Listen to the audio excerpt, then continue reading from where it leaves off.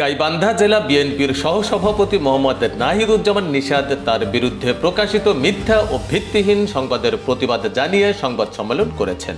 17 August বিকেল 5টা বিএনপির পার্টি অফিসে গাইবান্ধা জেলা শহরে আয়োজিত সংবাদ সম্মেলনে তিনি বলেন, গত 15 আগস্ট 2025 তারিখে দৈনিক আমার দেশ পত্রিকায় তাকে নিয়ে একটি উদ্দেশ্য প্রণোদিত ও অসত্য প্রতিবেদন প্রকাশ করা হয়েছে। ওই সংবাদের কোনো ভিত্তি নেই এবং এর মাধ্যমে তার রাজনৈতিক ভাবমূর্তি নষ্টের অপচেষ্টা করা হয়েছে। দলের নিয়মতান্ত্রিক প্রক্রিয়ার মধ্য দিয়ে সাঘাটা, ফুলছড়ি ও জেলা বিএনপির নেতাকর্মীদের সুপারিশে এবং কেন্দ্রীয় সিদ্ধান্তে তাকে গাইবান্ধা জেলা বিএনপির সহসভাপতির দায়িত্ব দেওয়া হয়। পদ পাওয়ার ক্ষেত্রে কোনো আর্থিক লেনদেন হয়নি উল্লেখ করে তিনি দাবি করেন, অর্থের বিনিময়ে পদ কেনার অভিযোগ সম্পূর্ণ মিথ্যা ও উদ্দেশ্য প্রণোদিত।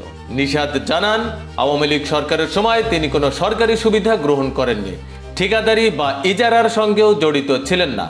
তিনি একজন শিল্পপতি হিসেবে ব্যক্তিগত উদ্যোগে ব্যবসা বাণিজ্য পরিচালনা করে আসছেন। সংবাদ সম্মেলনে তিনি অভিযোগ করেন, তার রাজনৈতিক জনপ্রিয়তা দেখে একটি বিশেষ মহল দীর্ঘদিন ধরে তাকে নিয়ে মিথ্যা প্রচারণা চালাচ্ছে।